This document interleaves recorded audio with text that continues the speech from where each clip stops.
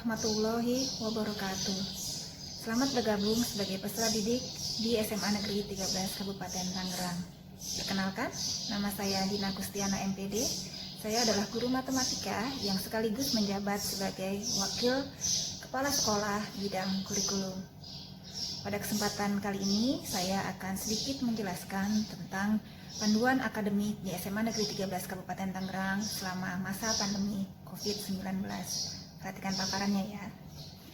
Akademik bagi peserta didik baru kelas 10 tahun pelajaran 2021-2022. A. Struktur kurikulum. Struktur kurikulum yang diterapkan di SMA Negeri 13 Kabupaten Tangerang adalah kurikulum 2013. Untuk lengkapnya, struktur kurikulum bisa dilihat pada tabel berikut. Pada masa sebelum pandemi, maka jumlah jam pelajaran yang diampu oleh siswa adalah 42 JP. Pada masa pandemi ini, maka dikurangi menjadi 30 JP, yaitu dibagi dalam 15 mata pelajaran, sehingga masing-masing mata pelajaran terdiri dari 2 JP. Bisa dilihat mata pelajarannya, di kelompok A ada 6 mata pelajaran, kelompok B ada 3 mata pelajaran. Kelompok A dan B adalah kelompok mata pelajaran umum. Untuk kelompok C adalah kelompok peminatan. Untuk peminatan MIPA, mata pelajarannya ada matematika peminatan, biologi, fisika, dan kimia. Untuk kelompok peminatan IPS, mata pelajarannya ada geografi, sejarah, sosiologi, dan ekonomi. Sedangkan untuk kelompok peminatan bahasa dan budaya, mata pelajarannya ada Bahasa dan Sastra Indonesia, Bahasa dan Sastra Inggris, Bahasa dan Sastra Jepang, serta Antropologi. Selain mata pelajaran peminatan, juga terdapat mata pelajaran lintas minat. Untuk kelompok MIPA, mata pelajaran lintas minatnya adalah Ekonomi dan Bahasa dan Sastra Jepang yang diberi warna hijau. Sedangkan untuk kelompok peminatan IPS, lintas minatnya adalah biologi dan bahasa dan sastra Jepang. Sedangkan untuk kelompok bahasa, lintas minatnya adalah mata pelajaran biologi dan ekonomi. B. Program peminatan atau jurusan. Program peminatan atau jurusan ditentukan di kelas 10 semester 1 atau ganjil. 2. Program peminatan di Seman 13, yaitu terdiri dari kelompok peminatan MIPA, IPS, serta Bahasa dan Budaya atau BB. Kriteria penentuan peminatan.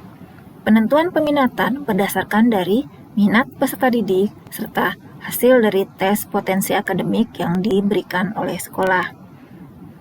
4. Pembagian kelas sesuai peminatan atau jurusan akan diinformasikan pada hari Senin tanggal 26 Juli melalui WA grup kelas. 5. Pindah peminatan atau jurusan paling lambat Jumat 30 Juli 2021. Tentu saja hal ini dapat dilakukan apabila memenuhi beberapa persyaratan dari sekolah. 6. Pindah kelas tidak diperkenankan. Maksudnya pindah kelas adalah misalkan siswa A mendapatkan pembagian kelas itu kelas 10 IPS 2, ingin pindah ke kelas 10 IPS 1, itu tidak diperkenankan.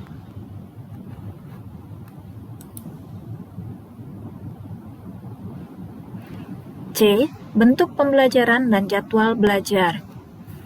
Pada saat ini, kebijakan pembelajaran masih berupa pembelajaran daring atau online. Apakah nanti akan berubah? Tentu saja kami masih menunggu kebijakan dari Kementerian Pendidikan dan Kebudayaan Republik Indonesia serta kebijakan dari Dinas Pendidikan dan Kebudayaan Provinsi Banten.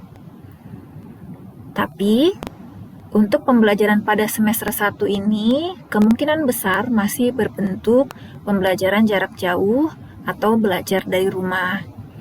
Pembelajaran jarak jauh atau PJJ dilakukan melalui aplikasi atau portal pembelajaran online seperti Google Classroom, Zoom Meeting, maupun Google Meet. Untuk semester 2 sendiri masih belum bisa ditentukan apakah berbentuk tatap muka atau daring. Masih menunggu kebijakan dari Kementerian Pendidikan dan Kebudayaan RI. Untuk jadwal belajar semester 1 akan dibagikan melalui grup WA kelas. Kehadiran peserta didik dalam pembelajaran jarak jauh atau belajar dari rumah. 1. Peserta didik wajib mengikuti kegiatan belajar dari rumah sesuai jadwal yang ditentukan sekolah. Kedua, kehadiran peserta didik dalam pembelajaran jarak jauh dipantau oleh wali kelas dan guru mata pelajaran. 3. Wali kelas memantau PJJ melalui aplikasi WhatsApp grup kelas dengan cara Share Live Location atau SLL pada tiap pagi dan sore hari. 4. Guru mata pelajaran memantau kehadiran peserta didik dalam PJJ melalui berbagai cara tergantung portal atau aplikasi pembelajaran online yang digunakan oleh guru tersebut. Kelima, keberadaan siswa yang tidak semestinya pada jam belajar akan diperhitungkan sebagai ketidakhadiran dalam rekapitulasi absensi. 6. Orang tua atau wali peserta didik diharapkan mengawasi kegiatan belajar siswa di rumah. Penilaian selama BDR. 1. Kriteria ketuntasan minimal atau KKM untuk semua mapel adalah sama, yaitu 70. Kedua, penilaian harian. Setiap peserta didik wajib menyelesaikan semua tugas yang diberikan oleh guru mata pelajaran selama BDR. Untuk penilaian pengetahuan biasanya berbentuk tes daring atau online serta penugasan. Sedangkan penilaian keterampilan bisa berbentuk praktik, produk, proyek, atau portofolio. Selain itu juga ada penilaian sikap yang dilakukan melalui observasi atau pengamatan. Tentu saja penilaian pembelajaran akan disesuaikan dengan kondisi pandemi COVID-19 saat ini. 3. Remedial dan pengayaan. Remedial dan pengayaan selama pembelajaran di masa COVID saat ini tentu saja akan tetap dilakukan. Untuk remedial sendiri maksimal 2 kali. Untuk pengayaan tergantung kebijakan dari masing-masing guru mata pelajaran. Yang keempat, penilaian tengah semester atau PTS. PTS dilaksanakan secara online atau daring. Yang kelima, penilaian akhir semester atau tahun. Untuk penilaian akhir semester atau tahun juga masih dilakukan secara online atau daring.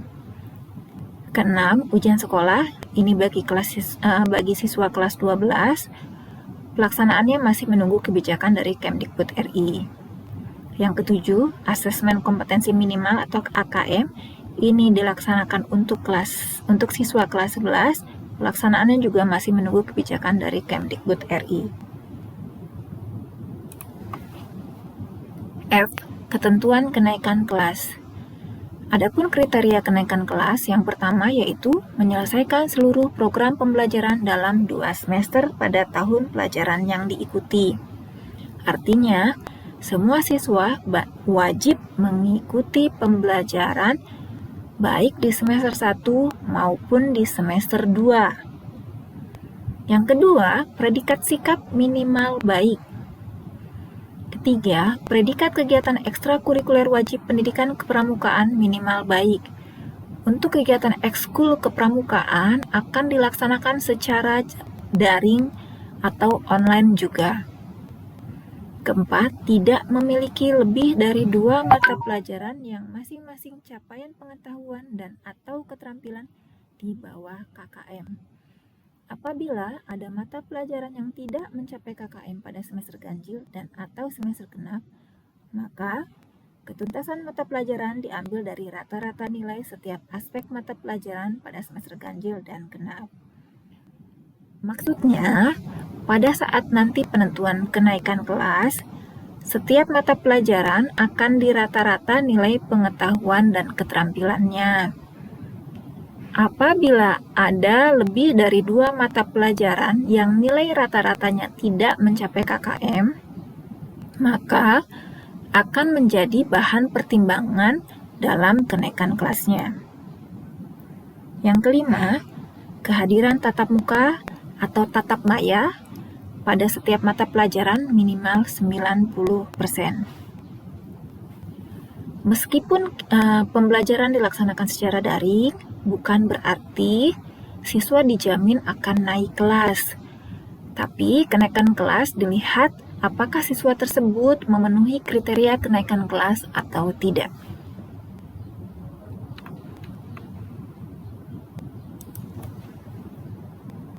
G. Kelulusan dari satuan pendidikan. Untuk kelulusan dari satuan pendidikan tentu saja juga masih menunggu kebijakan dari Kementerian Pendidikan dan Kebudayaan Republik Indonesia. Demikian yang bisa saya sampaikan dan saya jelaskan mengenai panduan akademik di SMA Negeri 13 Kabupaten Tangerang. Sekian dan terima kasih. Jangan lupa untuk selalu mengikuti kegiatan pembelajaran di SMA Negeri 13 Kabupaten Tangerang dengan baik. Assalamualaikum warahmatullahi wabarakatuh.